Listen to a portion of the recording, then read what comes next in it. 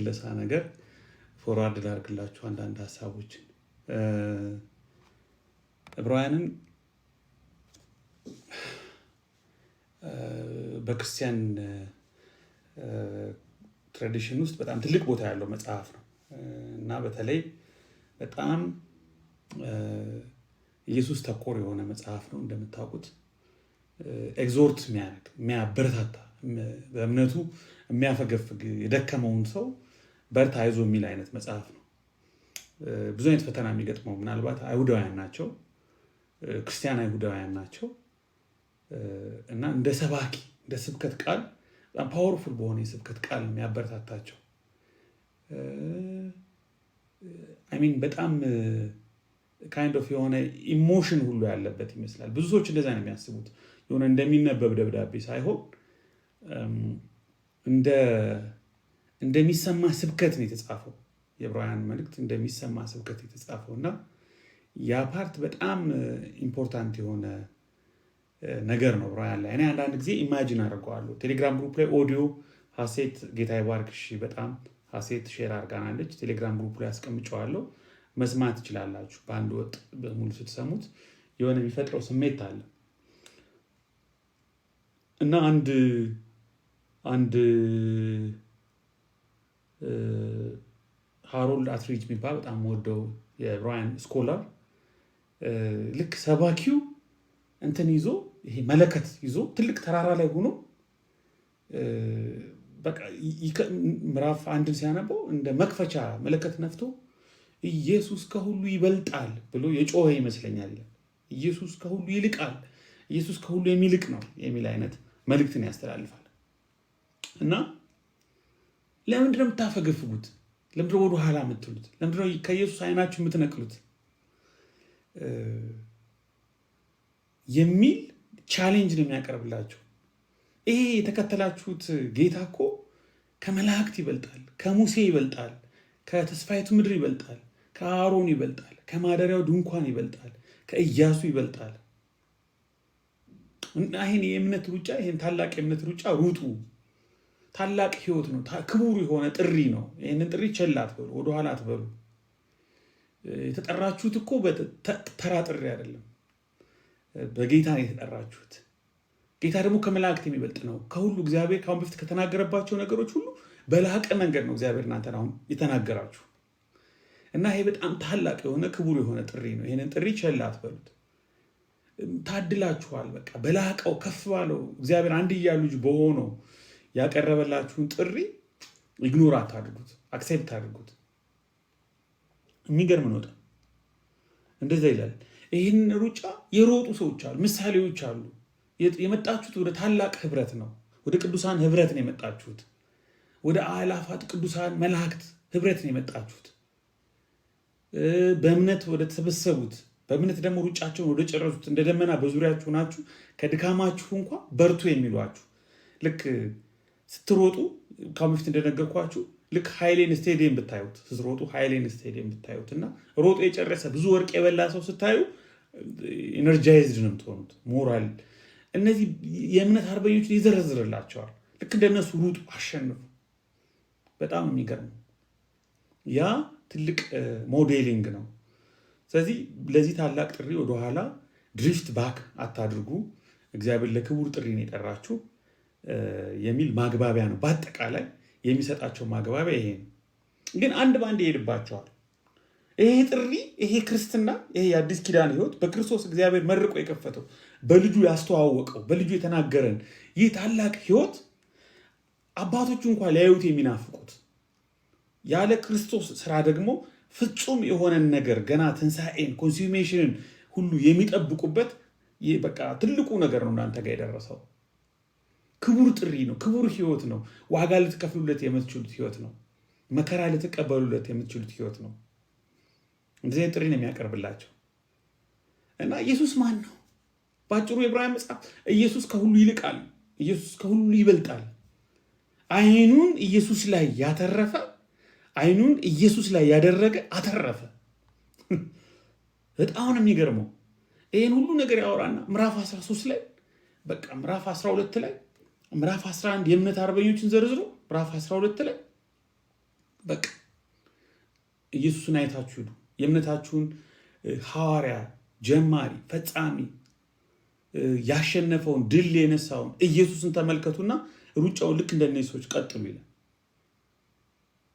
ግን ኢየሱስ ይልቃል የሚለውን እነዚህ ሰዎች እንደው ተራ ዝም ብሎ ተራ ሃይማኖት ወይም ደግሞ እነዚህ ሰዎች ተራ የሆነ ሲስተም ኦፍ ሪሊጅን ወይም ደግሞ ሲስተም ኦፍ የሆነ ፕራክቲስስ ምናምን ብቻ ሳይሆን ሪል የሆነ ታንጀብል የሆነ ከእግዚአብሔር የመጣ ከእግዚአብሔር የወጣ እግዚአብሔር በልጁ ልዩ በሆነ ሚስጥር በብሉይ ኪዳን በተገለጠ በጣም በጎላ መልኩ ያልታየ አዲስና ሕያው በሆነ መንገድ እግዚአብሔር የተናገረበት ኪዳን እንደሆነ ልዩ ጥሪ እንደሆነ ይነግራቸዋል። ኦኬ ኢየሱስ ይለያል፣ ኢየሱስ ይልቃል፣ ኢየሱስ ይበልጣል፣ ኢየሱስ ይልቃል፣ ኢየሱስ ከሁሉ ይበልጣል፣ ከሁሉ ከፍ ያለ ነው። በክርስቶስ ኢየሱስ ነው ኮሚኒኬት ያደረጋችሁ። ይሄ እግዚአብሔር እናንተን አድሬስ ያደረገበት መገለጥ ከሁሉ የላቀ መገለጥ ነው። የላቀ የመጨረሻው መገለጥ ነው። የዛሬ 2 ሳምንት አይተናል። ስለባለፈው ሳምንት ይቅርታ ከአቅሜ በላይ ሆኖብኝ። የዛሬ 2 ሳምንት አይተናል። ዩቲዩብ ላይም አፕሎድ አድርጌዋለሁ፣ ማየት ትችላላችሁ። ዕብራውያን ምዕራፍ 1 ከቁጥር 1 እስከ 4 አጥንተናል። 7 ነጥቦችን አንስተን በደንብ አብላልተነዋል። ባለፈው እሑድ ደግሞ መላእክትን በተመለከተ ተወሰነ አንስተናል። ዛሬ ምን ሄድበታል? ኔክስት ዊክ በደንብ እንሄድበታለን። ኔክስት እሑድ ምን ሄድበታለን?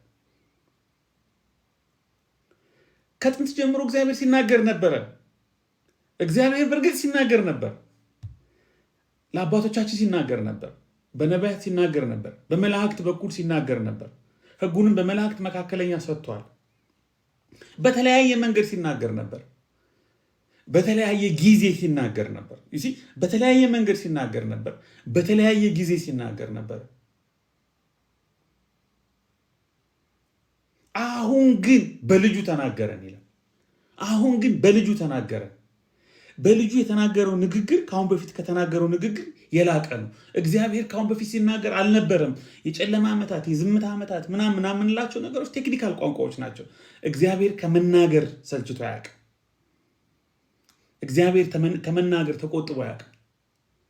ፈቃዱን ከመግለጥ ኮሚኒኬት ከማድረግ የወደቀውን አዳምን በኤደን ገነት ለማግኘት ድምፁን ከማሰማት ጀምሮ በነ አብርሃም፣ በነ ኖህ፣ በነ ሄኖክ፣ በነ አቤል፣ በአባቶች በነቢያት፣ በኡሪምና በቱሚም በኤፉድ ፈቃዱን በመግለጥ በማደሪያው ድንኳን ከሰማይ እግዚአብሔር ሕልውናውን መገኘቱን ፈቃዱን ታቦትን በመስጠት ጽላቱን በመስጠት መሪዎችን በመስጠት ነቢያትን በማስነሳት ድንቆችና ተአምራቶችን በማድረግ ህዝቡን በማሻገር ኢቭን በምርኮ ሰዓት እንኳ ኢግኖር ሳያረጋቸው በምርኮ ሰዓት እንኳ እግዚአብሔር ከነሱ ጋር ነበረ። ከነ ሲድራቅ ሚሳቅ አብደናጎም ጋር ከነ ዳንኤል ጋር ነበረ። እግዚአብሔር ከነ ሕዝቅኤል ጋር ነበረ። እግዚአብሔር ከነ ዘካርያስ ከነ ሐጌ ጋር ነበረ። ከስደተኞችም ከስደት ተመላሾችም ጋር ነበር። ከነ ነህምያ ጋር ነበር። እግዚአብሔር ሁሌ ይናገር ነበር። እንደውም አንዳንዶች ስደተኛው አምላክ ይሉታል። ከህዝቡ ጋር አብሮ የሚሰደድ ህዝቡን የሚያፈቅር ህዝቡን የሚወድ አምላክ ነው። ሲኮበልሉ ከሱ ሲቀጣቸው፣ ከሱ ፊት ሲሰወሩ በኃጢአት ምክንያት እግዚአብሔር ሲቀጣቸው የራሳችሁ ጉዳይ እንደፈለገው ሁኑ ብሎ ኢየሩሳሌም ቆሞ አልጠበቃቸውም። ይልቁንም በባዕዳን ምድር በህልውናው እነ ዳንኤልን በመርዳት ህልምንና ፍቺን መገለጥን በመስጠት አብሮነቱን በመግለጥ ድንቆችና ተአምራትን ሞገስ በመሆን ስሙን በማስጠራት እንደ ሚሽነሪ አብሯቸው ነበር። እግዚአብሔር የሚናገር አምላክ ነው። ፈቃዱን የሚገልጥ አምላክ ነው። አሁንም ቢሆን በአንድም በሌላም መንገድ ይናገራል። በፍጥረት ይናገራል፣ በሰዎች ይናገራል፣ በቃሉ ይናገራል፣ በህልም በራእይ ይናገራል። እግዚአብሔር በአንድም በሌላም ይናገራል። ነገር ግን በአዲስ ኪዳን በክርስቶስ እጅግ ድንቅ የሆነውን የመጨረሻውን መገለጥ ተናገረ ብለናል እና 7 ነጥቦችን ባለፈው አንስተናል። በልጁ ተናገረን ስንል ልጁ ማን ነው? ሁሉን ወራሽ ያደረገው ነው። ዓለማትን የፈጠረበት ነው። የክብሩ መንጸባረቅ ነው። the radiance of his glory የባህሪው ምሳሌ ነው። the exact representation of his image ሁሉን በስልጣኑ ቃል የሚደግፍ ነው። ሁሉን ፈጥሯል። እግዚአብሔር ዓለማትን የፈጠረበት ነው። ይሄንን የተፈጠረውን ዓለም ደግሞ ሰስቴን የሚያደርግም እሱ ነው። የሁሉ ወራሽ ነው። ኃጢአታችንን ደግሞ በደሙ ያነጻ ነው። ይህንን እንደ መግቢያ እንደ ቆንጆ መክፈቻ በጣም ድንቅ የሆነች በአዲስ ኪዳን ውስጥ ውብ የሆነች ብለናታል። ቆንጆ የመልእክት መክፈቻ እንደውም እቺ የአጠቃላዩ የአዲስ ኪዳን ራሱ መግቢያ ልትሆን ትችላለች ብለው ብዙ ምሁራን ይስማሙባታል። ይችን 4 ቁጥር ዕብራውያን ምዕራፍ 1 ከቁጥር 1 እስከ 4። ከዛሬ ጀምሮ ግን የምናጠናው ኢየሱስ ይበልጣል ስንል ኢየሱስ ከመላእክት ይበልጣል፣ ኢየሱስ ከሙሴና ከተስፋይቱ ምድር ይበልጣል፣ ኢየሱስ ከአሮንና ከክህነቱ ከመስዋዕቱ ይበልጣል። እነዚህን ነጥቦች ነው በዝርዝር ማየት የምንጀምረው። እስኪ ጌታ እንዲረዳ እንጸልይ። እግዚአብሔር ሆይ ስለረዳን ስላሰባሰብከን ስለዚህ ቀን ስምን ስለምንጠራ ቃልን ስለምንገልጥ ፈቃድን ታሳየን ዘንድ እግዚአብሔር ሆይ ምሕረት እንዲበዛልን እንድታስተምረን በፊት ሆነናል። ጌታ ሆይ በተለያየ ሁኔታ በተለያየ ሰዓት አቆጣጠር በተለያየ ቦታ እግዚአብሔር ሆይ በቃልህ ማዕድ ተቀምጠናል። ጌታ ሆይ እንድትናገረን ቃልህን ፍቺ እንድታበራልን ለእግራችን መብራት የሆነውን እግዚአብሔር ሆይ ብዙ ፍሬ የምናፈራበትን ያንተን ቃል ያንተን መገለጥ እንድትሰጠን እግዚአብሔር ሆይ የሰከነ ልቦና እንድትሰጠን የሚሰማ ጆሮ እንድትሰጠን እግዚአብሔር ሆይ ጥሞና እንድትሰጠን እግዚአብሔር ሆይ ለቃልህ ክብር እንድትሰጠን እግዚአብሔር ሆይ ከቃልህ እግዚአብሔር ሆይ የሚገኘውን ሕይወት የሚገኘውን ጸጋ ሁሉ እግዚአብሔር ሆይ መካፈል እንድንችል በዚህ እግዚአብሔር ሆይ በሚያባክን ዓለም በተረበሸ ዓለም ብዙ ጫጫታዎች በሚሰማበት ዓለም ይልቁንም መረጋጋትን እግዚአብሔር ሆይ ይልቁንም እግዚአብሔር ሆይ ያረፈ የተደላደለ እግዚአብሔር ሆይ ሕይወት የሚያጎናጽፈንን የቃልህን ጸጋ የቃልህን ደጅ እንድትከፍትልን በቃልህ በኩል እንድትናገረን ራስህ እንድትገልጥልን እግዚአብሔር ሆይ ጸጋዎችን ሁሉ እንድታበዛልን እንድታስተምረን እግዚአብሔር ሆይ እስከ ሆድ ጉርጆቻችን ድረስ ወደ ውስጥ ዘልቆ እንዲገባ እኛም በሚቆጣጠር በእርሱ ዓይኖቹ ፊት ነገር ሁሉ የተገለጠና የተራቆተ እንጂ የተሰወረ አንዳች ፍጥረት የለም ተብሎ እንደተጻፈ የእግዚአብሔር ቃል የሚሰራ ነው ሕያው ነው ተብሎ እንደተጻፈ 2 አፍ እንዳለው ሰይፍ ነው ተብሎ እንደተጻፈ እንደ መዶሻ ነው ተብሎ እንደተጻፈ ምድርን እንደሚያረሰርስ ነው ተብሎ እንደተጻፈ እግዚአብሔር ሆይ ቃሉን ላከ ፈወሳቸው ተብሎ እንደተጻፈ በቃልህ እንድታገኘ ቃልህ ተገኝቷል ተብሎ እንደተጻፈ ኤርምያስ ቃልህ ተገኝቷል እኔም በልቼዋለሁ እንዳለ ጌታ ሆይ ቃልህ በመካከላችን እንዲገኝ መንፈስን እንዲያስተምረን ፈቃድን እንዲገለጥልን እንለምንሃለን። ከኛ ጋር እንድትሆን እስከ መጨረሻው እንድትረዳን እግዚአብሔር ሆይ እንለምንሃለን። ይህንን መጽሐፍ እግዚአብሔር ሆይ እንድታስጨርሰን ከዚህ መጽሐፍ ጥናት ደግሞ እግዚአብሔር ሆይ ከአሁን በፊት እንደረዳን እንደ ሮሜ እንደ ራእይ ጌታ ሆይ መጨረስ እንድንችል ፈተናዎችን ሁሉ ቻሌንጆችን ሁሉ እንድታሳልፈን ደግሞ እንድንጠቀምበት ተጠቅመንም ለሌሎች እግዚአብሔር ሆይ መጠቀም ምክንያት እንድንሆንበት እግዚአብሔር ሆይ እለምንሃለሁ። ክብር ምስጋና ሁሉ ለአንተ ይሁን በአብ በወልድ በመንፈስ ቅዱስ ስም አሜን አሜን። እሺ ዕብራውያን ምዕራፍ 1 ከቁጥር 5 ነው የምንጀምረው ዛሬ ከ5 እስከ 14። እስኪ ላንብብላችሁ። አይ ቲንክ ማንበብ እግዚአብሔርን ቃል ማንበብ ጥሩ ነው፣ መስማት ጥሩ ነው። እንዳልኳችሁ ኦዲዮውን ስሙት፣ ግን ላንብብላችሁ። ድምፄ ጥሩ ነው? ይሰማል?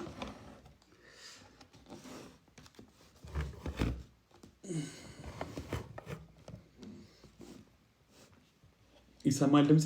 እሺ ቴንክ ዩ።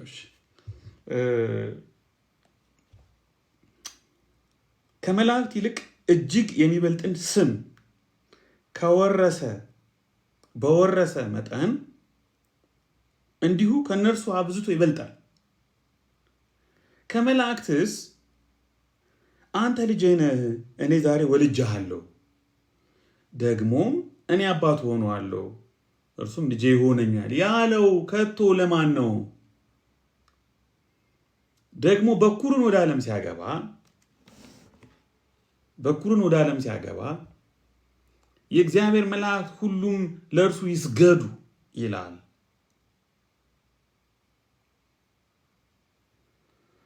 ስለ መላእክትም መላእክቱን መናፍስት አገልጋዮቹንም የእሳት ነበልባል የሚያደርግ ይላል።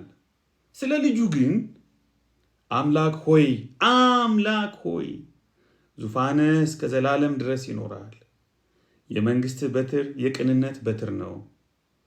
ጽድቅን ወደድህ፣ አመፃንም ጠላህ። ስለዚህ እግዚአብሔር አምላክህ ከጓደኞችህ ይልቅ በደስታ ዘይት ቀባህ ይላል። ቁጥር 10 ደግሞ ጌታ ሆይ አንተ ከጥንት ምድርን መሰረትህ፣ ሰማዮችም የእጆችህ ሥራ ናቸው። እነርሱም ይጠፋሉ፣ አንተ ግን ጸንተህ ትኖራለህ። ሁሉም እንደ ልብስ ያረጃሉ፣ እንደ መጎናጸፊያም ትጠቀላቸዋለህ፣ ይለወጡማል። አንተ ግን አንተ ነህ፣ ዓመቶችህም ከቶ አያልቁም። አንተ ግን አንተ ነህ፣ ዓመቶችህም ከቶ አያልቁም።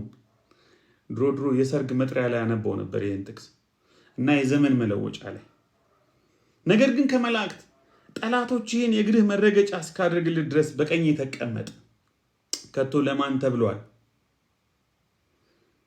ሁሉ መዳንን ይወርሱ ዘንድ ስላላቸው ለማገዝ የሚላኩ የሚያገለግሉም መናፍስት አይደሉምን?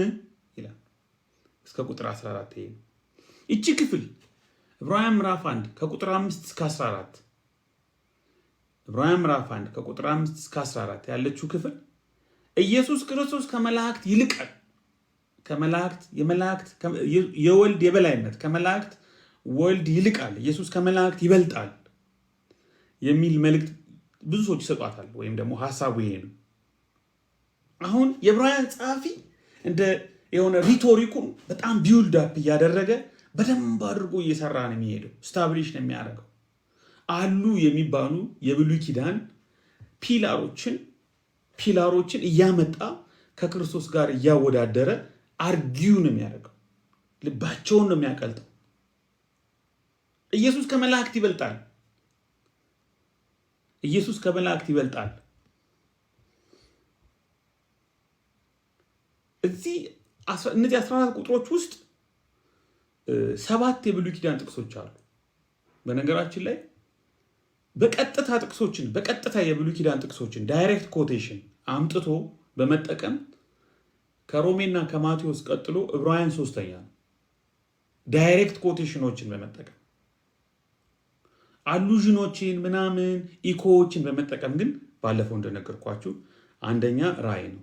ምናልባት ዕብራውያን 5ኛ አካባቢ ነው። ያም ሆነ ግን በጣም ብዙ የብሉይ ኪዳን ሐሳቦችን የያዘ መጽሐፍ ነው። በጣም ብዙ የብሉይ ኪዳን ሐሳቦች።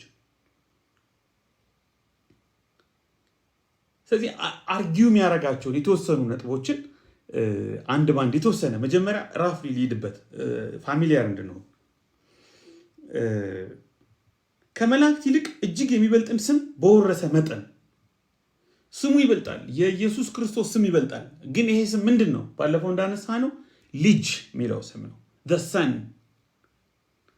ዘሰን ልጆችም አይደለም። ልጆች ፕሉራል ሳይሆን ሰን ዘሰን የሚለው ስም ኃጢአትን የሚያነጻ ዓለማትን የፈጠረበት ይህን ሁሉ ባህሪያት የባህሪው ምሳሌ የክብሩ መንጸባረቅ የሆነ ልጅ በልጁ ተናገረን። አንተ ልጅ ነህ፣ እኔ ዛሬ ወልጄሃለሁ፣ እኔ አባት ሆነዋለሁ፣ እርሱም ልጅ ሆነኛል ያለው የለም ይላል። እንደዚህ የተባለለት ኢየሱስ ክርስቶስ ብቻ ነው። በኩሩን ወደ ዓለም ሲያገባ ኢየሱስ ክርስቶስ ሲመጣ አንዳንዶቹ ኢንካርኔሽን ዮሐንስ አፈወርቅ ተሰጎውን ነው ይላል። አንዳንዶቹ ደግሞ በክብር በግርማው መቀመጡን ነው ይላል።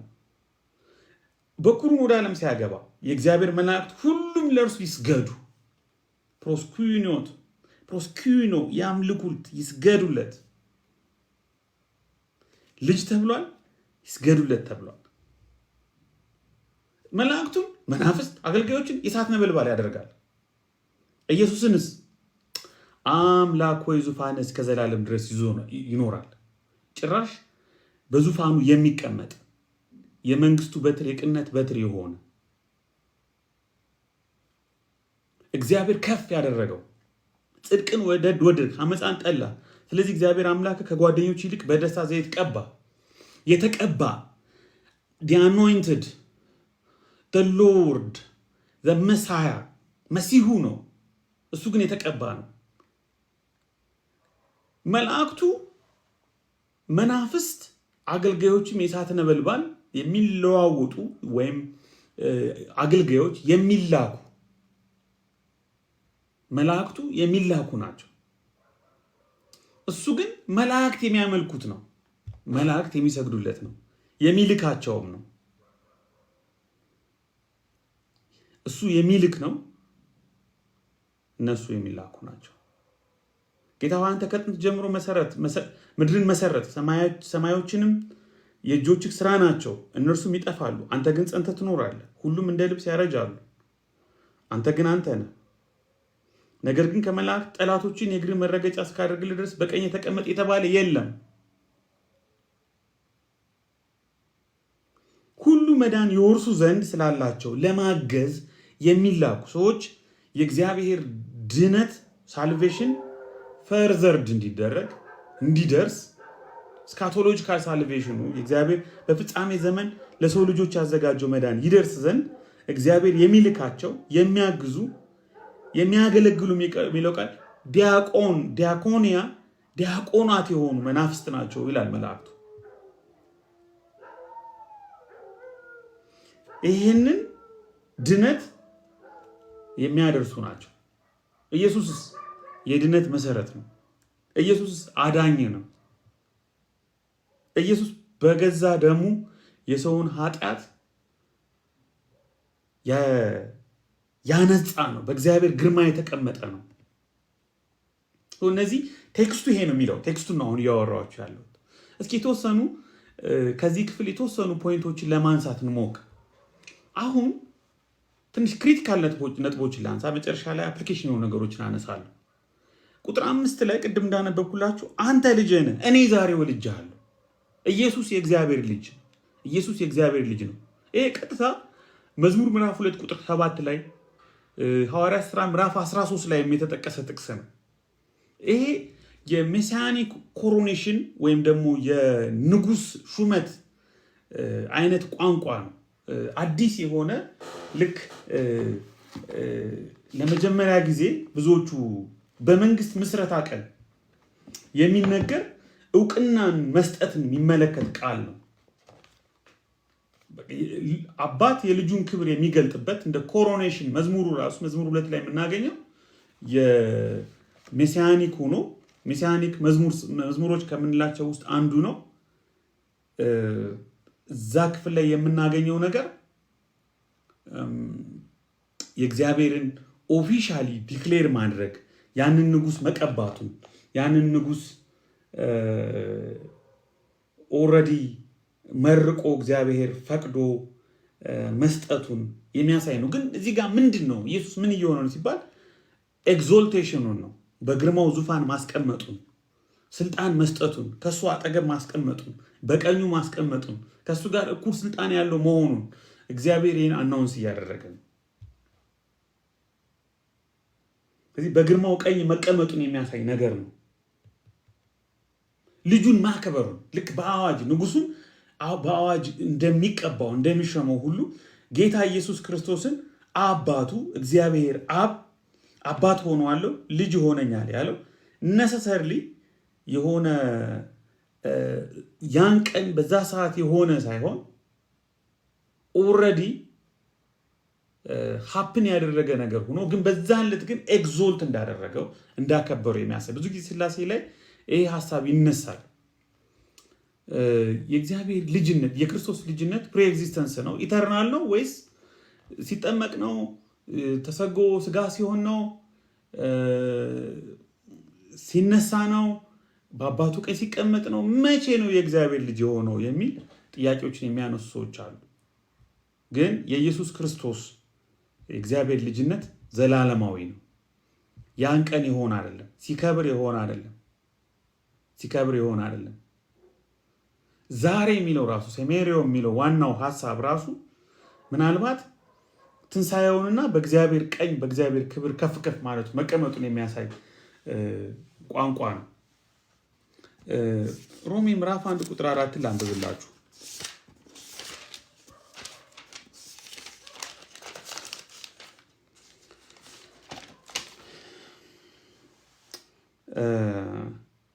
ይህም ወንጌል በስጋ ከዳዊት ዘር ስለተወለደ እንደ ቅድስና መንፈስ ግን ከሙታን መነሳት የተነሳ በኃይል የእግዚአብሔር ልጅ ሆኖ ስለተገለጠ ስለ ልጁ ነው።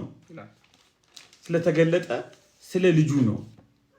ስለዚህ በስጋ የዳዊት ዘር ፕሬ ኤግዚስተንት የነበረ ዘላለማዊ የነበረ ግን እግዚአብሔር ያከበረው እግዚአብሔር እውቅና የሰጠው በአዋጅ የመሰከረለት ከስሞቹ ላይ የሚበልጥን ስም የሰጠበት ቀን የሚያመለክት ሐሳብ ነው።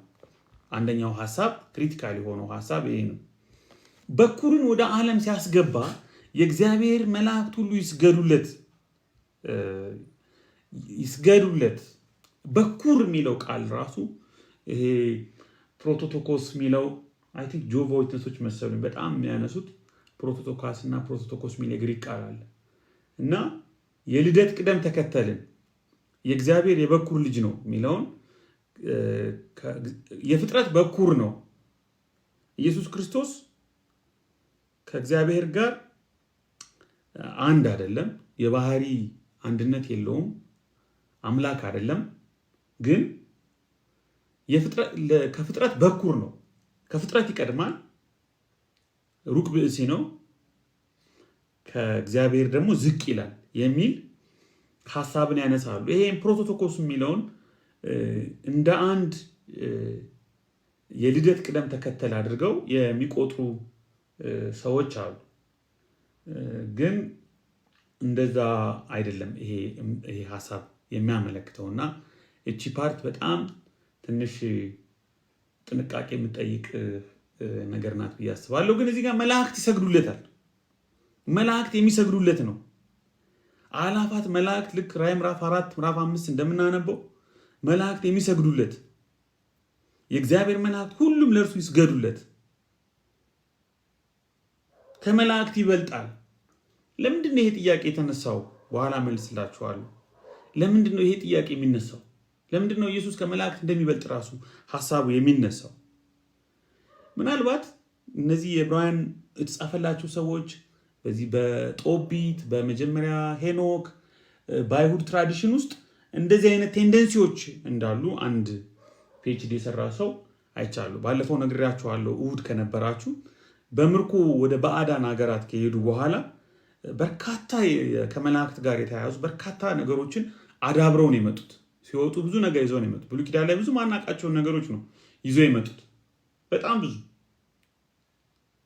የመላእክት ስሞች ለምሳሌ ታውቃላችሁ? የመላእክት ስሞችን ዳንኤል ላይ ብቻ ነው የምናገኘው። ዳንኤል መጽሐፍ ላይ ብቻ ነው። ብሉይ ኪዳን እንደዚህ ልክ ሲወጡ ግን እነ ሄኖክ እነ ጦቢት ላይ ግን ማአት በጣም ብዙ እና ከምርኮ ጋር የሚያያዝ ነገር ነው። እነዚህ ሰዎች ከምርኮ መልስ ያለው የአይሁድ አስተሳሰብ ከመላእክት ጋር ከሌሎች ኢንተርሚዲየሪ ፓርቲዎች ጋር ብዙ ሪሌሽንሺፕ ዴቨሎፕ አድርገው ቬነሬሽንም ምናልባት ኢንቮኬሽንም በተወሰነ ደረጃ እንደዚህ አይነት ነገሮችን ያሳዩም በብሉይ ኪዳን ማለት ነው። ዳንኤል ብቻ ምለው ብሉይ ኪዳን ነው። አዲስ ኪዳን ሌላ እና ያንን ነገር አንድ ሰው ሲናገር አዲስ ኪዳን ከመላእክት ጋር በተያያዘ ሞኖቴይዝምን አንድ አምላክነትን ሐዋርያቱም ሆነ የኢየሱስ ተከታዮች በሙሉ እንደገና ሪኮንፊገር ያደረጉበት ጊዜ ነው ይላል። በጣም በጥንቃቄ ከእግዚአብሔር ጋር ግንኙነት እንዲያደርጉ ያንን የተማሩበት ሰዓት ነው የሚል አርጊውመንት ሎረንስ ታከንበርግ የሚባል ኤንጅልስ ቬነሬሽን ኤንድ ክሪስቶሎጂ የሚል ፒኤችዲውን የዛሬ 36 ዓመት አካባቢ የሰራ ሰው ነው እና እሱ የሚለው ቆይ ላንብብላችሁ። ከአዲስ ኪዳን በፊት ከብሉይ ኪዳን በኋላ በሁለቱ ኪዳናት መካከል ለመላእክት አምልኮ ይቀርብ ነበር ወይ? ኤንጅል ቬነሬሽን፣ ኢንቮኬሽን፣ ኢንተርሴሽን፣ ምልጃ ምናምን ሁሉ ይቀርብ ነበር ወይ? ምን አይነት ሁኔታ ውስጥ ነበሩ አይሁዳውያን? ብሉይ ኪዳን ላይ ያላሳዩትን ነገር እዛ በምርኮ ከሄዱ በኋላ በባቢሎን፣ በፋርስና ሜዶን፣ በግሪክ፣ በሮማንስ ወርልድ በቃ እዛ ዓለም ላይ ፎሬን ኮንታክት ከአንዱ ያህዌ ጋር ካላቸው ህይወት ካላቸው ግንኙነት ታሪክ ወጥተው ከባዕዳን አማልክቶች ከባዕዳን ነገስታት በባዕዳን ምድር ከመኖራቸው የተነሳ ኤንጂሎሎጂያቸው የመላእክት እሳቢያቸው ምንድነው የሆነው በእነሱ ጊዜ ምንድነው የተፈጠረው? እና ሎረንስ ስታከንበርግ ፒኤችዲውን የዛሬ 36 ዓመት የሰራ አሁንም በጣም ጎበዝ ጀርመን ውስጥ ያለ ስኮላር ነው፣ የሜቲስታመንት ስኮላር ነው። በሆነ የይሁዲ እምነት ቅርንጫፍ ስትራንድ ታይቷል ይላል። እንደዚህ አይነት ነገር ብቅ ብሎ ታይቷል። ኤንጅል ቬነሬሽን ታይቷል። ኢሳያስ 48ን መልሳለሁ በኋላ። ኤንጅል ቬነሬሽን ታይቷል። ግን ዩኒፎርምሊ አይደለም፣ እንደ ሃይማኖት አይደለም። አዎ እንደ ሃይማኖት አልነበረም። የመላእክትን ቬነሬት ማድረግ ማመስገን፣ ግሪኩ አንድ አይነት ማምለክ መስገድ የሚለው ቃል ግሪኩ አንድ ቃል ስለሆነ ፕሮስኩኒዮ የምንለው ቃል ማምለክም መስገድም አንድ አይነት ቃል። ለመላእክት እንደዚህ አይነት ቅርበት ማሳየት በጁዳይዝም በይሁዲ እምነት ውስጥ ታይቶ ነበረ። ሁሉም አይደሉም፣ ሁሉም አይሁዳውያን አልነበሩም፣ እንደ ሃይማኖት አልወሰዱትም ነበር። የተወሰኑ ሴክቶች በጣም ተከፋፍለው ስለነበር አይሁዳውያን ከምርኮ በኋላ እንደምታውቁት ፈሪሳዊ፣ ሰዱቃዊ፣ ሐሲዲም፣ መቃቢያን ምናምን ተብሎ ተከፋፍለዋል። በኋላ ኢየሱስም ሲመጣ በአዲስ ኪዳንም ወንጌላት ላይ የምናነባቸው ይሄ የተከፋፈለው የይሁዲ ሃይማኖት ነው። ፈሪሳዊ፣ ሰዱቃዊ፣ ቀናተኛ፣ ኤሰናዊ። እነመጥምቁ ዮሐንስ አሁን ኤሰናውያን ናቸው፣ ኩምራን ናቸው። ኤኖኪክ ኮሚኒቲ ፈሪሳውያን ማት ነበሩ። የተወሰነው ሴክት ኩምራን ኮሚኒቲ የሚባለው ውስጥ የተወሰነ ከመላእክት ጋር ለየት ያለ ግንኙነት መጸለይ፣ ኢንቮክ ማድረግ፣ ምልጃቸውን መጠየቅ አሳይተው ነበር። ይህንን ነው መጽሐፈ ሄኖክ ላይ የምናገኝ፣ ጦቢት ላይ የምናገኝ። የሌዊ ኪዳን ቴስታመንት ኦፍ ሌቪ የሚባል መጽሐፍ ላይ አለ እና አንዳንድ ራባኒክ ሊትሬቸርስ የምንላቸው ራባዮች የጻፏቸው አንዳንድ መጽሐፍት ውስጥ እነዚህ እናገኛቸዋለን። እንደ ኤክሶደስ ራባ ምናምን የሚባሉ መጽሐፍት ግን በተመሳሳይ መልኩ በአይሁድ ጽሑፎች ውስጥ በዛው ዘመን አጥብቀው ኤንጅል ቬነሬሽንን ሪጀክት ያደረጉ ስራዎችም ነበሩ። አረ ይሄ ነገር ትክክል አይደለም፣ ሃይማኖታችን አይደለም፣ አባቶቻችን አላስተማሩንም፣ ነቢያት ላይ አልነበረም፣ ህጉ ላይ የለም ብለው ሪጀክት ያደረጉ ሰዎች ነበሩ። ለምሳሌ ግን መጽሐፈ ጦቢት ምዕራፍ 12 ከቁጥር 12 እስከ 15 እሁድን ባለፈው አንብበናል። ለመላእክት ምስጋናን ማድረግ፣ ጸሎትን እንዲያሳርጉ መጥራት፣ እንዲህ አይነት ነገሮች ታይተዋል እነዛ ስራዎች ውስጥ። ስለዚህ የዕብራውያን ጸሐፊ ይሄንን ኮንቴክስት የሚያውቅ ይመስለኛል። አሁን የዕብራውያን ጸሐፊ 1፣ የራእይ ዮሐንስ ራእይ ጸሐፊ 2፣ እነዚህ ሁለት ጸሐፊዎች ይሄ ነገር እንዳይሻገር ወደ አዲስ ኪዳን እንዳይሻገር ሆን ብለው ማረም የፈለጉ ይመስላል።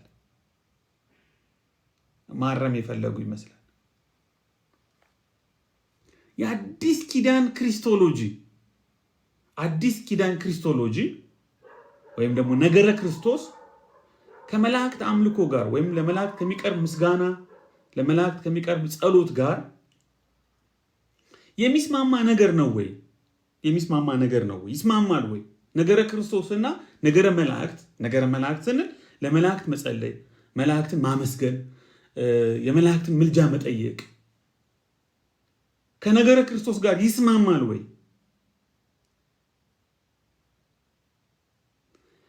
በዕብራውያንና በዮሐንስ ራእይ አማካኝነት ግልጽ የሆነ ምላሽ አግኝተናል። መልሱ ምንድን ነው? ፍጹም ተጻራሪ ነው። እንደውም ራእይ ኤክስፕሊሲትሊ ሪፊውዝ ነው ያደረገው። በመላእክት መስገድን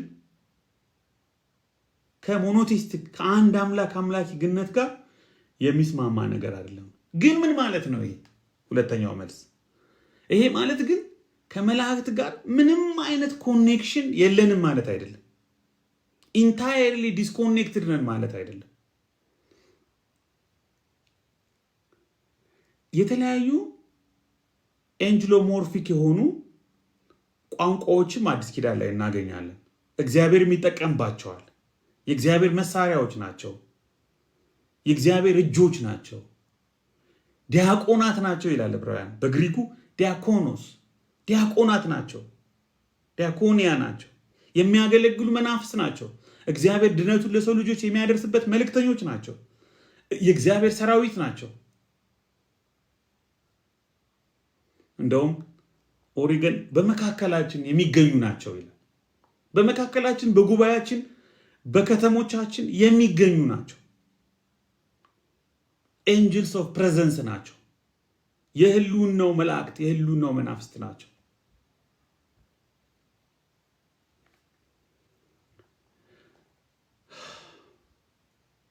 ኦኬ። ስለዚህ እንደዚህ ይላል ሎረንስ ታከንበርግ። ሎረንስ ታከንበርግ ፒኤችዲውን በኤንጅልስ ቬነሬሽን የሰራ ሰው ነው። ፕሮቴስታንት ውስጥ በጣም ጎበዝ የሚባል ስኮላር ነው። ኢትዮጵያ ብዙ ጊዜ ይመጣል። ቅድስት ሥላሴ ሁሉ ፔፐር ያቀርባል አንዳንዴ። ሎረንስ ታከንበርግ እንደዚህ ይላል፣ ኒው ቴስታመንት ክሪስቶሎጂ ይላል፣ የአዲስ ኪዳን ነገረ ክርስቶስ ሪወርክስ ጂውሽ አንጅሊዮሎጂ፣ ትንሽ የተዛባ የሚመስለውን የአይሁድን ነገረ መላእክት እንደገና ሪወርክ ነው ያደረገው ይላል። አዲስ ኪዳን ክርስቶስ ነገረ ክርስቶስ ሃው ኢንሹሪንግ ዛት የሆነ ነገር ማረጋገጥ አለበት። ምን? ዲቮሽን ኢዝ ዳይሬክትድ ኦንሊ ቱ ጋድ፣ በቀጥታ ያለን ግንኙነት፣ ያለን ተመስጦ፣ ያለን ጸሎት፣ ያለን ቬነሬሽን፣ ያለን ምስጋና ዳይሬክትሊ ኦንሊ ቱ ጋድ እንዲሆን ኤንድ the exalted Christ ከፍ ያለው የከበረው የላቀው በአባቱ ዙፋን ከተቀመጠው ከክርስቶስ ጋር ብቻ ግንኙነት እንዲኖረው ነው። ኖት ቱ ኤንጅልስ፣ ወደ መላእክት አይደለም። as separate beings፣ በተነጠለ ሁኔታ ከመላእክት ጋር እንድናወራ አይደለም። ከመላእክት ጋር የጎንዮሽ ንግግር እንድናደርግ አይደለም። worthy of worship፣ ልክ ሊመለኩ እንደሚገባቸው፣ ሊመሰገኑ እንደሚገባቸው፣ ሊዘመርላቸው እንደሚገባቸው እንድንቆጥራቸው አይደለም ይላል ሎረንስ ታከንበርግ። ሙሉን ፒኤችዲ ወደ 300 ምናምን ፔጅ ትግስቱ ካላችሁ እንድታነቡት ቴሌግራም ግሩፕ ላይ ያስቀምጥላችሁና ያሉትን ያቀረባቸውን ኤግዞስቲቭ የሆኑ ሪሶርሶችን ማየት ትችላላችሁ። የዕብራውያን ጸሐፊ በጣም ኮንሰርንድ ነው። ኦኬ መላእክት መዳንን ይወርሱ ዘንድ፣ መዳንን ያገኙ ዘንድ የእግዚአብሔርን ድነት ሳልቬሽን፣ እስካቶሎጂካል ሳልቬሽን የሚያደርሱ የሚታዘዙ፣ የሚላኩ፣ የሚያግዙ ዲያቆናት ናቸው። እልፍ አላፋት ናቸው። እግዚአብሔር እንደፈለገ አድርጎ ይጠቀምባቸዋል። በህዝቡ መካከል ናቸው፣ በጉባኤ መካከል ናቸው። በዓለም ላይ እግዚአብሔር የሚሰራ ግን ኢየሱስ ይለያል። ግን ኢየሱስ ይበልጣል። ለኛ ብዙ ሴንስ ላይ ሰጠን ይችላል። ኦኬ who cares? እኛ ከመላእክት ኢየሱስ እንደሚበልጥ አንጠራጠርም። ይሄ ለኛ 101 ነው። ምንም ያስጨንቀን ነገር የለም። ማንም ይሄን አይልም። ኦርቶዶክስም ይሄን አይልም። ካቶሊኩም ይሄን አይልም። ሙስሊሙም ይሄን አይልም። ፕሮቴስታንቱም ይሄን አይልም። ኢየሱስ ነው ከመላእክት የሚበልጥ። ኢየሱስ ነው ከመላእክት የሚልቅ። ኦኬ ምናልባት ለነሱ ግን ልዩ ትርጉም ይሰጣቸው ይችላል። ምናልባት ለነሱ ልዩ ትርጉም ይሰጣቸው ይችላል። ኦኬ በመላእክት ሲናገር ነበር፣ አሁን በኢየሱስ ተናገረ። ኢየሱስ በመላእክት ከመናገር በኢየሱስ መናገር የእግዚአብሔር ንግግር ይለይ። ለምን? ኢየሱስ ይለያል። ኢየሱስ የሚመለክ ነው። ኢየሱስ ደሙን የሚያፈስ ነው። ኢየሱስ ኔክስት ዊክ እናየዋለን። እኛን የሚመስል እኛን የሚሆን ነው። የእኛን ስጋና ደም የተካፈለ ነው። መላእክት ይሄን ሊሆኑ ይሄን ሊያደርጉ የሚችሉ አይደሉም። የእኛን ፔይን የሚረዱም አይደሉም። የእሳት ነበልባል መናፍስት ናቸው፣ ነፋሳት ናቸው። ሂብሩ ሩህ ናቸው። ኢየሱስ ግን እኛን መስሏል፣ እኛን ሆኗል። የእኛን ስጋ የእኛን ደም ተካፍሏል። ስለዚህ ኢየሱስ ይልቃል፣ ኢየሱስ ይበልጣል። ኦኬ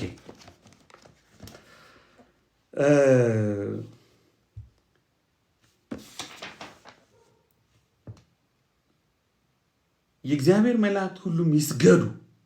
የእግዚአብሔር ልጅ ምናልባት በክብር በከፍታ በኃይል ከፍ ከፍ ያለበትን ወደ አባቱ የገባበትን በስልጣኑ ዙፋን የተቀመጠበትን ያንን ቀን የሚያስታውስ ሊሆን ይችላል።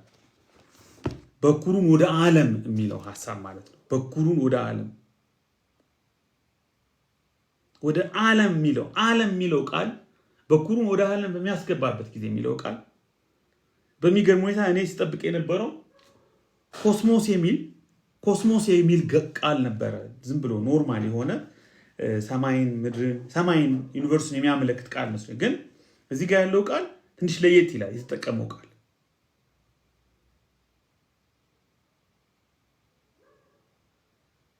ሰማያዊውን ክብር ምናልባትም ስካቶሎጂካል ሊመጣ ያለውን ዓለም ሊዘረጋ ያለውን ዓለም የእግዚአብሔር ልጅ ወደ ሰማያዊቱ ቅድስት ወደ ሰማያዊው እግዚአብሔር አገዛዝ ውስጥ መግባቱን ወደ ክብር መድረሱን የሚያሳይ ሊሆን ይችላል።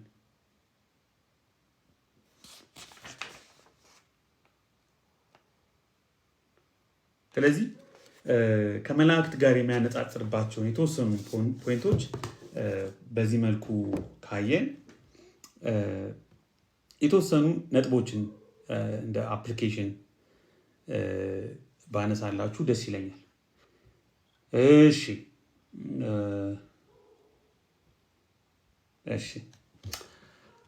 ዕብራውያን ምዕራፍ 1 ከቁጥር 5 እስከ 14 ነው ያለው። ዕብራውያን ምዕራፍ 1 ከቁጥር 5 እስከ 14 ነው ያለው። ከ5 እስከ 6 ቅድም ያነበብኩላችሁ ክፍል ከ5 እስከ 6 ኢየሱስ ክርስቶስ የእግዚአብሔር ልጅ ነው። ከመላእክት ይለያል። መላእክቱም ደግሞ የሚሰግዱለት ነው። ቁጥር 7 መላእክቱ አገልጋዮች ናቸው። እንደውም ደግሞ ጊዜያዊ አገልጋዮች እንደሆኑ የተፈጠሩ ፍጡራን እንደሆኑ ቁጥር 8 እስከ 9 ንጉስ እንደሆነ በዙፋኑ እንደተቀመጠ አምላክ ሆይ ዙፋን እስከ ዘላለም ድረስ ይኖራል። ኢየሱስ ክርስቶስ ንጉስ እንደሆነ እግዚአብሔር እንደሆነ አምላክ እንደሆነ በግልጽ ይናገራል። ስለ ልጁ ግን አምላክ ሆይ ዙፋን እስከ ዘላለም ድረስ ይኖራል። ንጉስ ነው፣ አምላክ ነው ይላል። ቁጥር 10 እና 12 ፈጣሪ ነው ይላል። ጌታ ሆይ አንተ ከጥንት ምድርን መሰረትክ፣ ሰማዮችም የእጅህ ስራ ናቸው። ምድርን መሰረት፣ ሰማዮችም የእጅህ ስራ ናቸው። ይሄንንም ስለ ልጁ ነው የሚናገረው፣ ስለ ኢየሱስ ነው የሚናገረው። ቁጥር 13 እና 14 ጠላቶችን የእግር መረገጫ እስካደርግልህ ድረስ በቀኜ ተቀመጥ። በዙፋኑ ላይ ተቀምጧል። በእግዚአብሔር ዙፋን ላይ ተቀምጧል።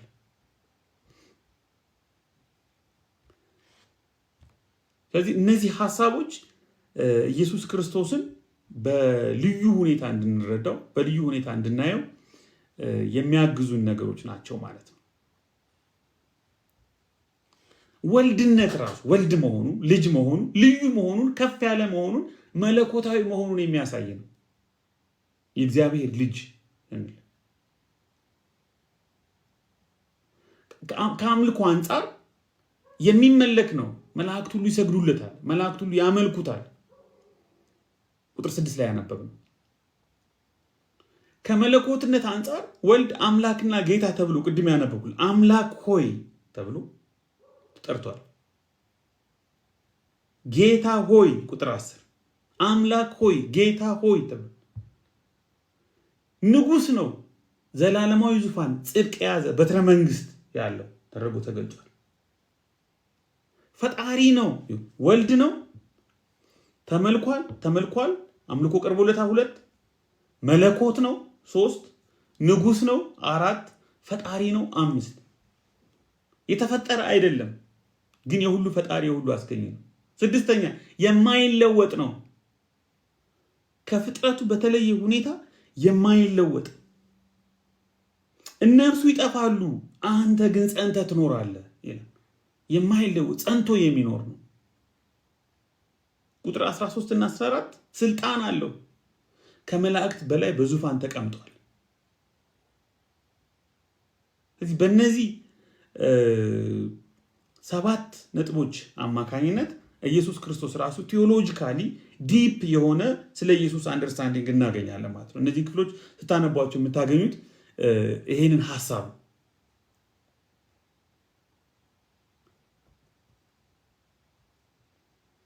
እሺ ኢየሱስ ከመላእክት ጋር ሊወዳደር አይችል ዘንድ እንዳይችል የእግዚአብሔር ልጅ ነው። ለመላእክት መልእክተኞች ብቻ ናቸው። ክርስቶስ ግን የእግዚአብሔር ልጅ ነው። ክርስቶስ ብቻ ነው በመላእክት የሚመለከው። አምልኮ በሰማይ ለተቀመጠው ለክርስቶስ ብቻ ነው የሚሰጠው። ክርስቶስን መላእክት ያገለግሉታል። እሱ በሚገዛው አገዛዝ በሱ መንግስት ውስጥ አገልጋዮች፣ ነፋሳት፣ ነበልባሎች ናቸው። እሱ ግን ንጉስ ነው። እሱን ሊበልጡ አይችሉም። ከሱ ጋር ሊወዳደሩ አይችሉም። የክርስቶስ ዙፋን ዘላለማዊ ነው። ጽድቅ፣ በትር፣ ንጉስ የሚሉ ቃላቶች እዚህ ጋር የምናገኛቸው ቃላቶች በክርስቶስ ዙፋኑ ዘላለማዊ መሆኑን የማይለወጥ መሆኑን የሚያሳይ ነው። ድሉን ሁሉ የሚያሳይ ነገር ነው። ምን ይሁን? የዕብራውያን ጸሐፊ ምንድን ነው የሚለው? ይሄ የተቀበላችሁት ድነት እግዚአብሔር እናንተን የተናገረው በላቀው ነው። ሌትስ ቴክ ዋን ኤግዛምፕል። ኤንጅልስ፣ ለኤንጅልስ የተወሰኑ ዝንባሌዎችን ተረሶችን በሰከንድ ቴምፕል ፔሪድ ከአዲስ ኪዳን በፊት በነበረው ዘመን አሳይታችኋል። ኢየሱስ ግን ከዚህ ይበልጣል። ከመላእክት ይበልጣል። ከኃያላን መላእክት፣ ከምጡቅ መላእክት፣ ከፈጣን መላእክት፣ ከድንቅ መላእክት፣ ከፓወርፉል መላእክት ኢየሱስ ይበልጣል። መልአክ የፈለገ ነገር ቢሆን የእግዚአብሔር ልጅ አይደለም። ስለዚህ ምን አድርጉ? ክርስቶስን ብቻ አምልኩ። መላእክት ያመልኩታል ይላል። እናንተም አምልኩት፣ እናንተም ተከተሉት፣ እናንተም የእነሱን ፈለግ ተከተሉ። አብራችሁ አገልጋዮች ናቸው። አብረን ዲያቆናት ነን ብሏል። እኔም አንተን አብረን አገልጋዮች ነን። አብራችሁ አገልግሉ፣ አብራችሁ አምልኩ፣ እሱን ብቻ አምልኩ፣ እሱን ብቻ ተከተሉ። በሱ አገዛዝ ስር ሁኑ፣ በአገዛዙ ስር ሁኑ፣ በሱ ስልጣን ስር ሁኑ።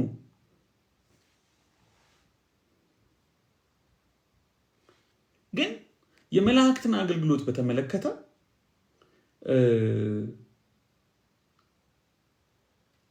ሪሊ ኢትስ ሚስቴሪየስ ነገር ነው፣ ሚስጥራዊ ነገር ነው፣ የሚደንቅ ነገር ነው። እግዚአብሔር የሚጠቀምባቸው አካላት ናቸው። እንዴት እኛን እንደሚያገለግሉን፣ እንዴት በእኛ መካከል እንደሚገኙ፣ እንዴት እግዚአብሔር እንደሚጠቀምባቸው ዝርዝር የሆነ እውቀት የለንም፣ መረዳት የለንም። የሆነ መላእክትን ጠርተን ልናመጣቸው አንችልም፣ ልናያቸው አንችልም፣ በስጋዊ አይኖቻችን ልንልካቸው አንችልም። ምናልባት ጠባቂ መልአክ እንኳን ቢኖረን ጠባቂ መልአኬ ልጠራው አልችልም፣ ወይም የሆነ ፐርሰናሊ የሆነ ኮሚኒኬት ላደርገው አልችልም። ከመልአኬ ጋር የተለየ የሆነ ግንኙነትና ህብረት ላደርግ አልችልም። ለሱ የሆነ ስዕል ቀርጬ ቤቴ ኮሪደር ላይ አስቀምጬ ሻማ ላበራለት አልችልም። እግዚአብሔር ስለሚጠቀምበት እደነቃለሁ። በመካከላችን ስለሚገኙ በመላእክት እግዚአብሔር የሚሰራውን ስራ አደንቃለሁ፣ እገረማለሁ። በዚህ በእግዚአብሔር መንግስት ውስጥ በእግዚአብሔር አሰራር ውስጥ ስላሉ አካላት ያንን እውቅና ሰጣሉ፣ ያንን አውቃሉ፣ ያንን እረዳሉ። መጽሐፍ የሚለው ያንን። ከመላእክት ጋር ግን ስማቸውን እየጠራው ስለት እየተሳልኩ እንዲማልዱልኝ እየጠየቅኩ ወደ እነሱ እየጸለይኩ እነሱን እያመሰገንኩ ለእነሱ ቀን ሰይሜ ታቦት ቀርጬ ቤተክርስቲያን አንጬ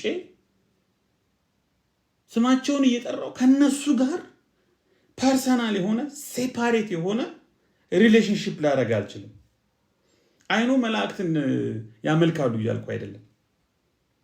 አይኖ ምንም ውስብስብ ነገር አይደለም። ግን ከመላእክት ጋር በተያያዘ በአንዳንድ ትራዲሽኖች ውስጥ የምናየው ነገር ለምሳሌ ቅዳሴ ላይ ምናምን በጣም ክርስቶስ ተኮር የሆኑ ነገሮች እንዳሉ እየሰማሁ ነው፣ ሰምቻለሁ፣ አውቃለሁ። ማናን ነገሮች ክሪዶች ላይ አታገኙም። አሁን ጸሎት ሃይማኖትን ብታነቡ መላእክትን በተመለከተ ብዙ ነገር አታገኙም።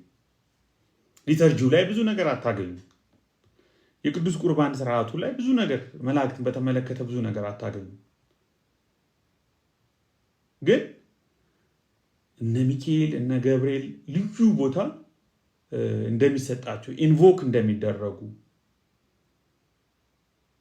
ባይመለኩም ቬነሬት እንደሚደረጉ ኦኖሪፊክ በጣም ልዩ ክብር እንደሚሰጣቸው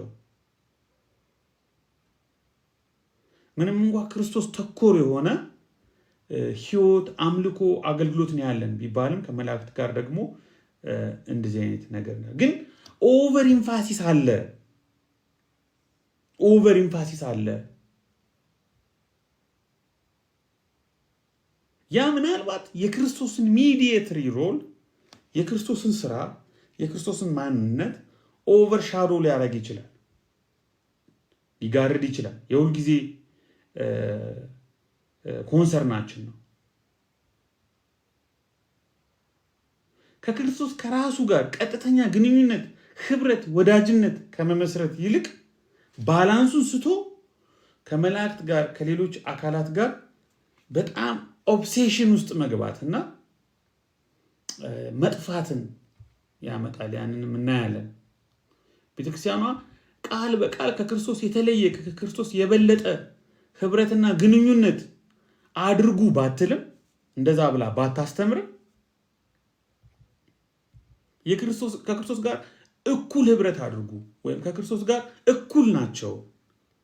ወደ ክርስቶስ መጸለይ፣ ከክርስቶስ ጋር ህብረት ማድረግ፣ በደሙ መንጻትን፣ ንስሐ መግባትን፣ በስጋው ደግሞ በቅዳሴ በክሪዱ ላይ ከክርስቶስ ጋር ያላቸውን ህብረት የሚገልጡትን ያህል በዛው ልክ ስለ መላእክት ባይናገሩም፣ ስለ መላእክት ባያስተምሩም፣ ስለ መላእክት ባይሉም ግን ፕራክቲካል አንዳንድ ጊዜ ዲስቶርት ሆኖ አቅጣጫውን ስቶ እንደዚህ አይነት ነገር ሊፈጥር ይችላል። እንደዚህ አይነት ነገር ሊያመጣ ይችላል።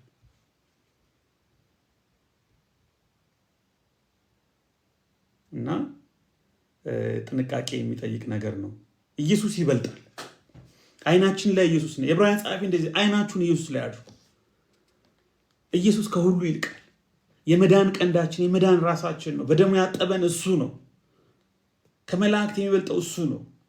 እሱ ንጉሥ ነው። እሱ አምላክ ነው። እሱ የእግዚአብሔር ልጅ ነው። እሱ የባህሪው ምሳሌ ነው። እሱ የክብሩ መንጸባረቅ ነው። እሱ የመዳን ቀንዳችን ነው። እሱ ጸጋን የተሞላ ነው። እሱ ሕይወትን የተሞላ ነው። እሱ እንድን ዘንድ የሚያገለግሉ መላእክትን የሚልክ ነው። እሱ ዙፋኑ ዘላለማዊ ነው። እሱ ጽኑ መሰረት ያለው ነው። መሲሁ ነው። የተቀባው ነው። እግዚአብሔር የወደደው የመረጠው ነው። አንተ ልጄ ነህ፣ እኔ ዛሬ ወልጄሃለሁ፣ ማንንም መልአክ አላለም። እሱ ልዩ ነው። እሱን ስሙት። ዕብራውያን ምዕራፍ 12 እሱን ተመልከቱ።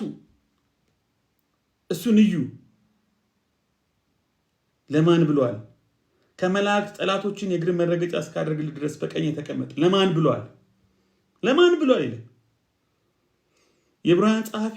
ለማን ብሏል? ይሄንን ለማንም አላለም።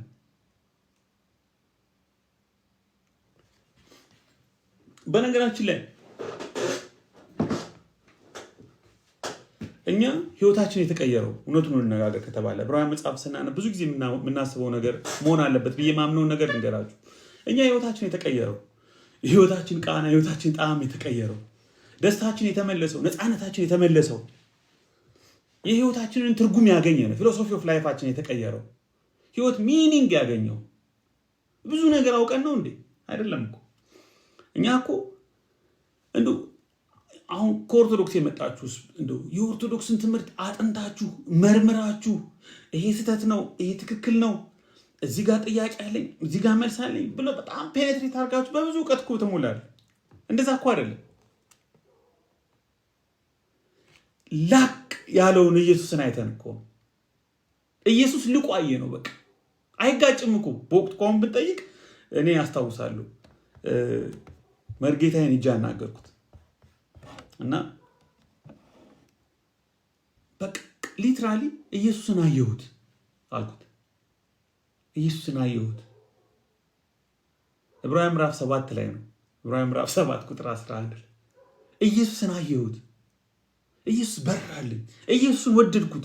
መጽሐፍ ቅዱስን ሳነብ ሙሉ መጽሐፍ የሚሆነው ስለ ኢየሱስ ነው። ኢየሱስን ይህን ያህል አላውቀውም ነበር። ስለ ኢየሱስ ይህን ያህል እውቀት የለኝም ነበር። ባይዘው መድኃኒዓለምን እየዘከርኩ ስለ ኢየሱስ መሆኑን አላውቅም ነበር። እና አንዱ ምን እንዳለኝ ልንገራችሁ። እና እንግዲህ አንተ የደነቆርክ እንደው ቤተክርስቲያን ልትጠየቅ ነው እንዴ ብሎኝ፣ እውነቱን መድኃኒዓለምን እየዘከርኩ ራሱ ኢየሱስ እንዳላውቅም ሌላ ነው የሚመስለኝ። መድኃኒዓለም ራሱ ሌላ ነው የሚመስለኝ። ይሁን አማኑኤል ራሱ ሌላ ነው የሚመስለኝ። ኪዳነ ምሕረት ራሱ ማርያም መሆኗን አላውቅም ነበር። ክርስትና አንዳንድ ጊዜ ነገለጥ እውነት በጣም ነው እኮ የሚገርመው። እኔ በቃ ማለት ብዙ አለኝ። ከፈለኩ በ12 ሚካኤል እንትን እላለሁ። አቡዬ አለ በቃ አቡዬን እላለሁ በ5 ብዙዎቻችን እንደዛ ነበር። እና እኔ እንደውም ሄጄ ያንን አስተማሪን በጣም የምወደው መርጌታ በጣም ኤክሰለንት ኦ ማይ ጋድ ሄጄ አላወኩም። ሄጄ ነገርኩት። መጽሐፍ ቅዱስ ውስጥ ኢየሱስን አገኘሁት። መጽሐፍ ሁሉ የሚያወራው ስለ ኢየሱስ ነው። ዕብራውያን ስለ ኢየሱስ ነው። ጢሞቴዎስ ስለ ኢየሱስ ነው። ጴጥሮስም ስለ ኢየሱስ ነው። ኢየሱስን በቃ ወደድኩት። የእሱን ታሪኮች ወንጌላት ላይ እያነበብኩ ነው። መጽሐፍ ቅዱስ ማንበብ ጀመርኩ ስለው ስታገለግላት የነበረችን ቤተክርስቲያን ታሳድዳት። በቃ ይህን ንግግር አረሳው። ሊትራሊ እንደዚህ ነው ያለ። ስታገለግላት የነበረችን ቤተክርስቲያን ታሳድዳት።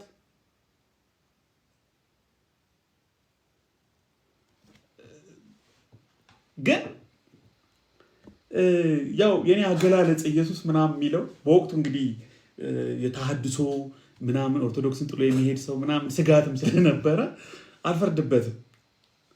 እኔ የሚጋጭ ነገር እኔ ሃይማኖት እየቀየርኩ እንደሆነ ወይ ምናምን በፍጹም አይዲያውም አልነበረኝም። ባይ ዘ ዌይ ፎር 5 months ለ5 ወራት ያህል ምንም አይዲያው አልነበረኝም።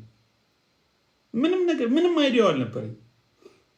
እኔ መጽሐፍ ቅዱስ ማንበብ እንደውም ሃይማኖት ራሱ ከቀየርኩ ይሄ መጽሐፍ ቅዱስን አንብቤ ያየሁት ኢየሱስ ኦንሊ ጂሰስ ያርገኝ፣ ጆሆቫ ያርገኝ፣ ፕሮቴስታንት ያርገኝ አላውቅም። ባይዘው የሆነ አሁን ኦንሊ ጂሰስ ቢያገኘኝ ይወስደኝ ነበረ። ብዙ እውቀት አውቀን አይደለም። አሁን እኔ ሰው ቢያፋጥጠኝ አንተ አሁን ኦርቶዶክስ ምን ያህል አውቃት ነው እንትን የምትል? አረ በጭራሽ ምንም አላውቅም።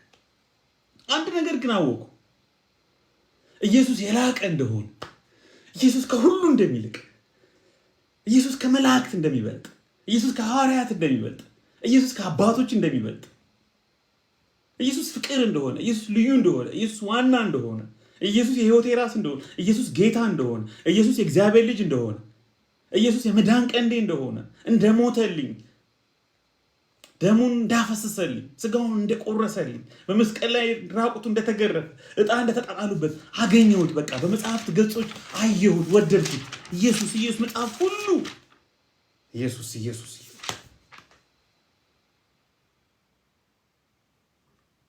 ዕብራውያን ኢየሱስ ይላል።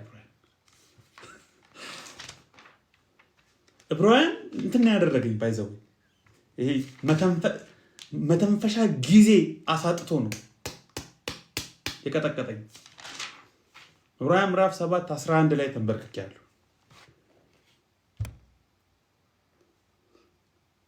ከኦርቶዶክስ ትምህርት ጋር ይጋጫል አይጋጭም? ከዶግማ ጋር ይጋጫል አይጋጭም? ከጸሎት ሃይማኖት ጋር ይጋጫል አይጋጭም? ከቅዳሴ ጋር ይጋጫል አይጋጭም? ከቅዱስ ቁርባን ጋር ይጋጫል አይጋጭም? ታዲያ ምንድን ነው የምንጋጨው? ምን ጋር ነው የተጋጨው? ኦኬ ለምሳሌ ዕብራውያን ምዕራፍ 1 ከቁጥር 5 እስከ 14 እንደዚህ ይላል።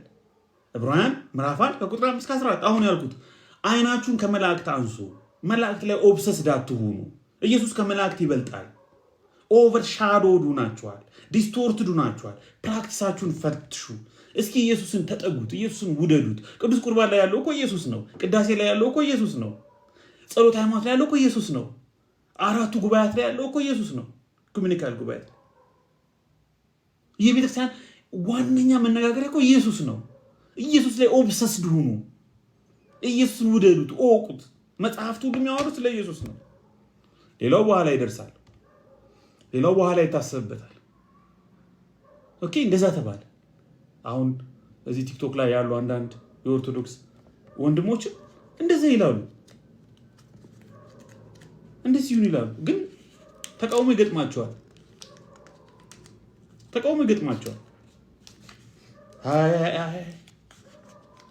ምንፍቅና ነው ትባላለህ፣ ተሐድሶ ነው ትባላለህ፣ ውግዘት ይደርስብሃል። ዋናውን ዋና ስታደርግ የሚልቀውን የሚበልጠውን ስፍራው ላይ ስታስቀምጠው አየሁት ስትል በቃሉ ብርሃን የኢየሱስ ክርስቶስን ማማ ስታየው መላእክት ሁሉ የሚሰግዱለትን የሚያመልኩትን በልዩ ስም ከስሞቹ ሁሉ የሚበልጥ ስምን እግዚአብሔር ያወረሰውን በዙፋኑ ያስቀመጠውን ልጄ ያለውን የእግዚአብሔር ልጅ አባት ሆኖአለሁ ልጄ ነው ያለው እሱን በልብህ ማማ ላይ ስታስቀምጠው ትክክለኛው ቦታ ላይ ስታስቀምጠው ያኔ ሁሉ ነገር ስርዓት ይይዛል። ያኔ ሁሉ ነገር ቦታውን ይይዛል ማለት ነው። አሁን ሰው ይመጣና ይከራከራል። እንዲህ ይላል፣ የፊታችን እሑድ ተገኙ ለመጨረሻ ጊዜ ስለ መላእክት ታወራሉ። ይመጣና ያወራል። ኦኬ እሺ፣ እንግዲህ ከምዕራፍ 1 ከቁጥር 1 እስከ 14 ኢየሱስ ይልቃል ይበልጣል የሚለውን ምዕራፍ ይመጣና ምዕራፍ 1 ቁጥር 14 ላይ መዳንን ይወርሱ ዘንድ ስላላቸው ለማገዝ የሚላኩ የሚያገለግሉ መናፍስት ናቸው ብሎ ግግም ይላል። እሺ ምን ያልከኝ ነው? መላእክት ያድናሉ ይላል። መላእክት ላይ እናውራ ይላል። አረ ምዕራፍ የሚለው ኢየሱስ ከመላእክት ይበልጣል ነው የሚለው። መዳንን ይወርሱ ዘንድ አንተ እንድትድን መላእክት ምናምን ይላል። አንተ እንድትድን መላእክትን ይልክልሃል። ኦኬ ይላክ። ኦኬ ስካቶሎጂካል ሳልቬሽን፣ ኦኬ እግዚአብሔር ድነት፣ ኦኬ እግዚአብሔር ጸጋ፣ ኦኬ እግዚአብሔር ስራዎች ሁሉ በእኔ ህይወት በመላእክት ይሁኑ። አሜን። በጉባኤያችን አሉ ጠባሚ መላእክት አለኝ፣ እግዚአብሔር ይመስገን። ቸርቾች ጠባቂ ቸርች አላችሁ። ከተሞች ጠባቂ ሃይራርኪያል የሆኑ ኤንጂሊክ የሆኑ ቦዲስ አሉ፣ እግዚአብሔር ይመስገን። ከዛስ አይ ሁሉ መዳንን ይወርሱ ዘንድ ላላቸው ለማገዝ አሁን ሼን ክፍል በቃ ቀስ ብለን እናንብበው።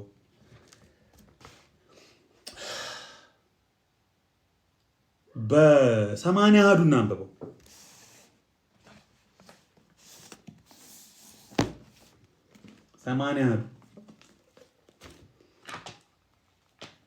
እስቲ ቀስ ብለን እናንብበው።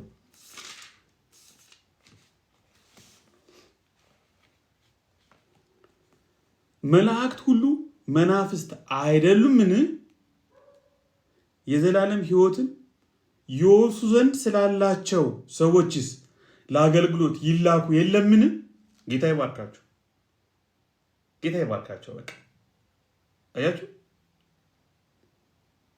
ይላካሉ። ምንድነው የሚለው?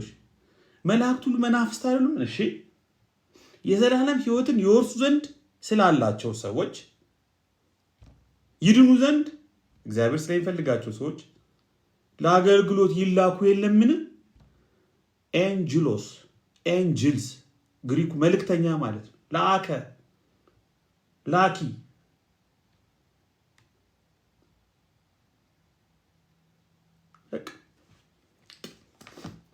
አለቀ። መልእክተኛ ናቸው። ኦኬ እኔ እንድድን የሚያገለግሉ ናቸው ወይ? አዎ። የእግዚአብሔር መልእክተኞች ናቸው? አዎ። ይድኑ ዘንድ ላላቸው ከእግዚአብሔር የሚላኩ መናፍስት ናቸው ወይ? አዎ ናቸው። ያድኑኛል ወይ ነው እኮ ጥያቄ። እኔ አሁን ወደ ሚካኤል ጸልዬ ሚካኤልን ጠርቼ ና አድነኝ ብለው በዚህ ጥቅስ መሰረት ሚካኤል መጥቶ እኔ እንደሚያድነኝ ይናገራል አይልም? ምንድነው የሚለው? ከእግዚአብሔር የሚላኩ ናቸው። ምን እንደው እኔ እንድድን ልክ ነው። እግዚአብሔር መላእክቱን ልኮ ያድነኛል። እግዚአብሔር ይመስገን። ኦኬ ስለዚህ ከዚህ እኔ አሁን እግዚአብሔር ድነትን እንዳገኝ ወይም ከድነት ጋር የተያያዘ ማንኛውንም ጥቅም እንዳገኝ ከእግዚአብሔር ጋር ነው ግንኙነት ማድረግ ያለብኝ መጸለይ ያለብኝ ወይስ ከመላእክት ጋር ነው ግንኙነት ማድረግ ያለብኝ? የሚላኩ ናቸው።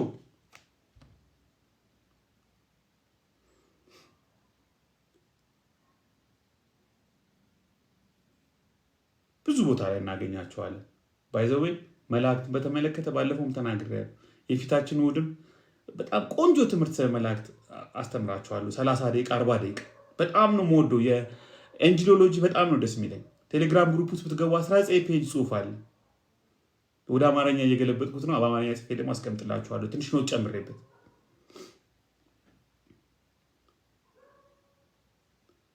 ድንቅ ፍጥረታት ናቸው። ልዩ ፍጥረታት ናቸው። እግዚአብሔር የሚጠቀምባቸው ሆስትስ ኦፍ ሄቨን ናቸው። ተዋጊዎች ናቸው። ፈጣኖች ናቸው። እግዚአብሔር እንደውም በቃ የሆነ አንዳንድ ጽሑፎችን ሳነብ በተለያየ መንገድ የሚጠቀምባቸው ተዋጊ ናቸው። የመንግስቱ ጠባቂዎች ናቸው። የኢየሱስ ሰራዊቶች ናቸው። የሚያመልኩት ናቸው። በዙፋኑ ፊት አሉ። በትሮን ቴምፕል በዙፋን መቅደሱ ፊት አሉ። ስሙን ይጠሩታል፣ ያመልኩታል። እግዚአብሔርን ከሚያመልኩ ጋር አብረው ናቸው። በኮሚኒየን ኦፍ ሴንትስ በቅዱሳን ጉባኤ ማህበር በደርሳችኋል በተባለው ምዕራፍ 12 ብናገኘው በኮስሚክ ሚስቲካል ዩኒቨርሳል በሆነችው ቦዲ ኦፍ ክራይስት ኢንክሉድድ ናቸው። በታላቁ ዩኒቨርሳል ኳየር ውስጥ ተሳታፊዎች ናቸው። ምናልባት ኳየር ሊደር ናቸው። በዩኒቨርሳሉ ኳየር ውስጥ አሉ። ቅዱስ ቅዱስ ቅዱስ ይሉታል፣ ያመልኩታል፣ ስሙን ይጠራሉ። ሬፕሊካውን ያሳዩናል። መሆን ያለበትን ያሳዩናል። ጥሪያችንን ይነግሩናል።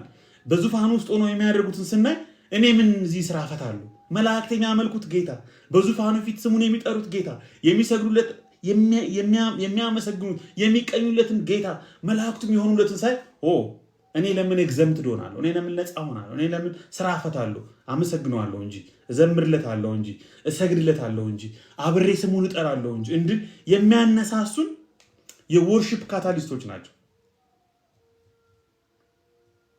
መልክተኞች ናቸው። ሰራተኞች ናቸው።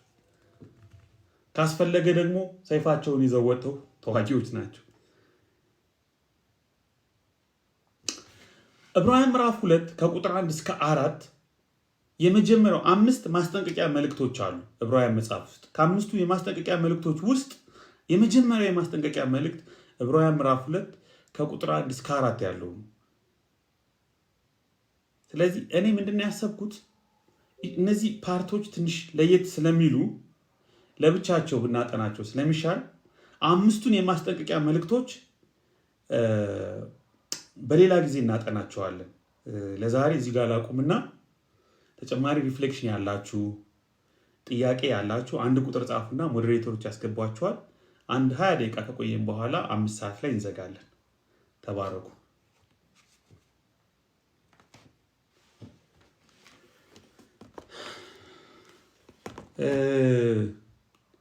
አንድ መዝሙር ልጋብዛችሁ። እንዴት ነው ኢንተረስታችሁ? አንድ መዝሙር ከዛ ጸልየን ጥያቄ ያለው እውነት በጣም እዚህ ያላችሁ በተለይ ኦርቶዶክስ ካቶሊክ ወንድሞቼ እህቶቼ እኔ ጥሪ ማቀርብላችሁ የሆነ ሃይማኖት እንድትቀይሩ አይደለም፣ የሆነ ተቋም እንድትቀይሩ አይደለም። እኔ ሃይማኖት የመቀየር የማስቀየርም ፕሮግራሙም ሀሳቡም የለኝም። በእውነት ነው የምነግራችሁ። እና ደግሞ አይ ሪሊ ሪስፔክት ዩ ዋን ወይ አናዘር ዩ ካን አንደርስታንድ ዛት ማለት ነው። በጣም ሪስፔክት አደርጋችኋለሁ፣ አከብራችኋለሁ።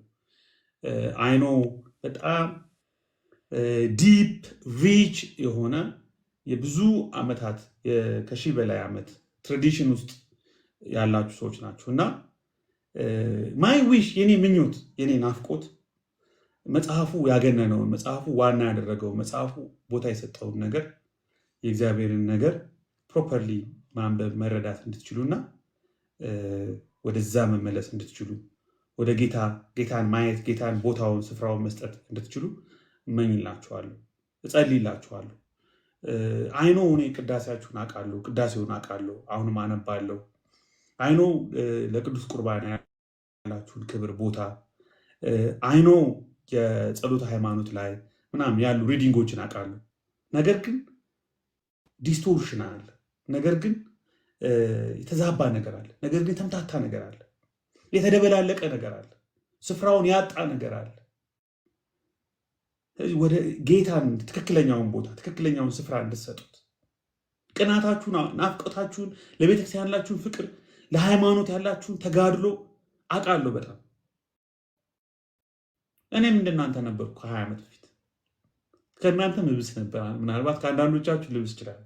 ምናልባት አንዳንዶቻችሁ ለኦርቶዶክስ የምትቀኑትን አሁን ያህል አሁንም እኔ ልበልጣችሁ ይችላሉ። ለኦርቶዶክስ በመቅናት እንደ ቤቴ ነው የማየው፣ እንደ እናት ቸርቼ ነው የማየው።